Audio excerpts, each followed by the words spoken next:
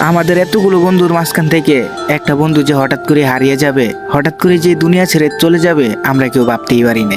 যদি সেদিন আমার বন্ধু ট্রেনের ছাদে উঠে ফ্রি ফায়ার গেমটা না খেলতো, তাহলে হয়তো বা তার মৃত্যুটা এইভাবে হইতো না। যদি সেদিন ফ্রি ফায়ার খেলতে গিয়ে দুইটা ছেলের সাথে পরিচয় না হতো, তাহলে হয়তো বা আমার বন্ধু এই দুনিয়া ছেড়ে চলে যাইতো না। কত মানুষই তো আছে যারা কিনা ট্রেনের টিকিট না পেলে তারা ট্রেনের ছাদের উপরে উঠে বাড়িতে যায় বা বিভিন্ন জায়গায় যায়। কই, তাদের সাথে তো এরকম হয় না। আমার বন্ধুর সাথে কিসের জন্য এই কাহিনীটা হলো? আমার বন্ধুর কি দোষটা ছিল যে আমার বন্ধুকে এইভাবে মেরে ফেলতে হয়েছে? শুধুই কি ফ্রি ফায়ার গেম খেলে কাস্টমের মধ্যে হেরে যাওয়ার কারণে মেরে ফেললো, নাকি অন্য কোনো কারণ ছিল? হ্যাঁ গাইস, আজকে তোমাদেরকে ঠিক এমনই একটা ঘটনা তোমাদের সাথে শেয়ার করব। এই ঘটনাটা একদমই বাস্তব ভাই।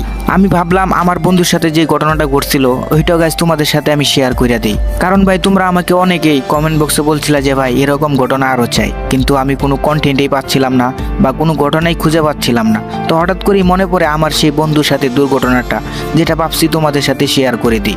গাইজ, আজকে তোমাদের সাথে যে ঘটনাটা শেয়ার করব সেটা কিন্তু তোমরা শোনার পরে কিছুক্ষণের জন্য তোমরা হতভম্ব হয়ে নিস্তব্ধ হয়ে যাইবা।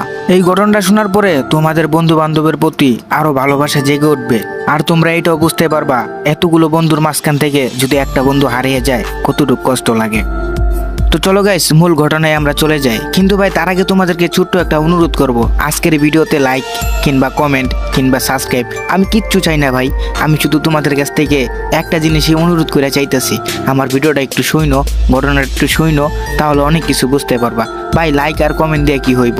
একটা জিনিস যদি তোমাদের সাথে শেয়ার করিয়া তোমরা যদি শুনে ভালো মজা পাও বা ভালো লাগে, তাহলে ভাই আমারও অনেক ভালো লাগবে। আর এই ঘটনাটা একদমই সত্য একটি ঘটনা, তোমাদের সাথে মিথ্যা কথা বানায়া বলার আমার কোনো দরকার নাই ভাই।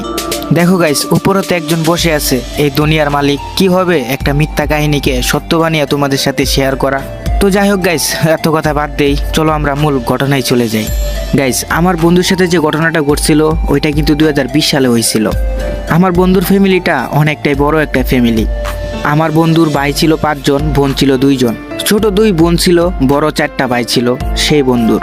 গাইস, তোমাদের সাথে আমি শেয়ার করে দিই আমার বন্ধুর নাম কি ছিল। যদি আমি নামটা দিয়ে শেয়ার করি তাহলে তোমরা এটা বুঝতে সুবিধা হবে। আমার বন্ধুর নাম ছিল জলক, আর জলকের বাড়ি হচ্ছে নেত্রকোনা মোহনগঞ্জ থানায় পাবই গ্রামে, ঠিক আছে?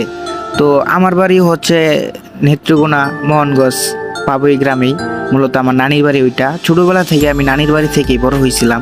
আর যেহেতু নানির বাড়ি থেকে বড় হয়েছি, আর ওই বন্ধুর সাথে আমার পরিচয় হয় ওই ছোটকাল থেকেই। আর ওই বন্ধুর সাথে আমার খুব ভালো একটা আন্ডারস্ট্যান্ডিং ছিল। তো যাই হোক, আমার ওই বন্ধু সবসময় বেশি বেশি যেটা করতো, সে ফ্রি ফায়ার গেম খেলতো। আর তার বাইরের একটা গাড়ি ছিল, মোটরসাইকেল। তো সে সবসময় বাইক দিয়ে ঘোরাফেরা করতো, বন্ধুদের সাথে আড্ডা মারতো আর ফ্রি ফায়ার খেলতো। তো তার এভাবে খেলাধুলা ঘোরাঘুরি তার বাপ মা একদমই পছন্দ করতো না। কারণ তার যে বড় 4টা ভাই আছে তারা কিন্তু তাদের মতো বিয়ে করে সেটেল হয়ে গেছে, সবাই ইনকাম করতেছে, যাদের মানে কাজ নিয়ে ব্যস্ত আছে। তো জলক এইভাবে তো কাজ করতো না, ঘোরাফেরা করতো। তার বাপ মার চোখে এটা খুবই খারাপ লাগতো। এলাকার মানুষও বলতো যে 4টা ভাই একসাথে এত সুন্দরভাবে কাজ করে, এই ছোট ছেলেটাই কি খারাপ হয়ে যাবে? এগুলো শোনার পরে জলককে বলা হয় যে সে যেন কাজ। তো জলকের বাড়ির পাশে একটা ছেলে ছিল, তো তার ভাই লাগে সম্পর্কে জলকের, হয়তোবা মানে পাড়াপড়শি ভাই আর কি। তো সে কিন্তু ফেনীতে কাজ করতো, মূলত এসি সার্ভিসিং এর, ঠিক আছে? এসি ফ্রিজ এগুলো সার্ভিসিং করতো। তো জলকের বাপ মা ভাবছে যে যেহেতু ফেনীতে এই ছেলেটা কাজ করে, তো জলকরে ওইখানে কাজের জন্য বলা হইব বা ওইখানে দিয়া দিব। তো যাই হোক, কথা মতো কিন্তু ওই ছেলের সাথে কথা বলে, তো ভাইয়ের নাম ছিল ফারুক ভাই। তো ফারুক ভাইয়ের সাথে কথা বলে জলককে কিন্তু এখানে কাজের জন্য নিয়ে যায়। আর ওইখানে কিন্তু কাজের মধ্যে জলক যাওয়ার পরে জয়েনও হয়ে যায়, ঠিক আছে? তো আমি তো গাজীপুর থাকি, মানে যখন আমার ভালোই মোটামুটি বয়স হয়েছিল তখন থেকে আমি গাজীপুর চলে আসছি। তো যাই হোক, তো যখন ফেনীতে চলে গেছে ওইখানে যাওয়ার পরে কাজ পেয়েছে। জলক ঠিকঠাক ভাবে কাজ করতেছিল, ফ্রি ফায়ার খেলতো, তার সাথে আমি রাত্রেবেলা ফ্রি ফায়ার খেলতাম আর প্রতিদিনই তার সাথে গেম খেলতাম আর কথা হইতো, ঠিক আছে? তো জলকে প্রায় 2 থেকে 3 মাস চাকরি করছে। চাকরি করার পরে ওইখান থেকে যা বেতন পাইলো, মোটামুটি ভালো অঙ্কের একটা টাকা পাইতো।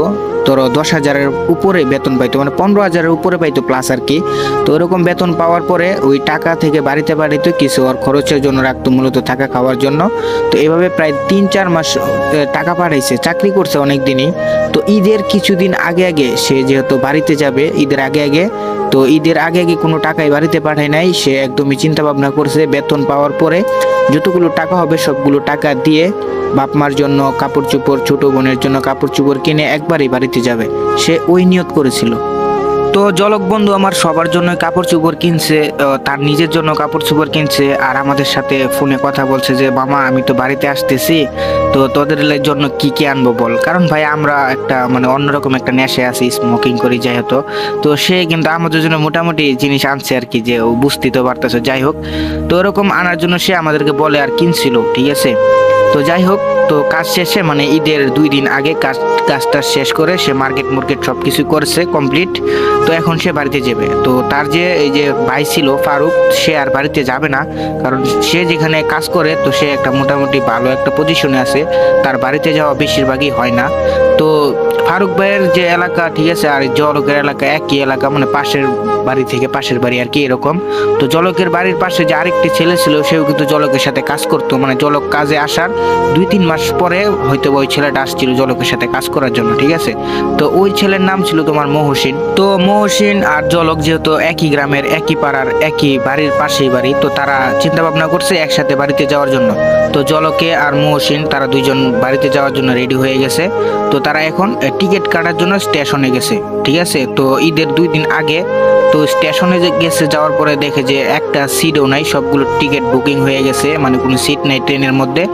ও এখন তারা কিভাবে যাবে, ঠিক আছে। তো তো বাসে যদি ফেনী থেকে নেত্রকোনা যাওয়া হয় তাহলে অনেকটাই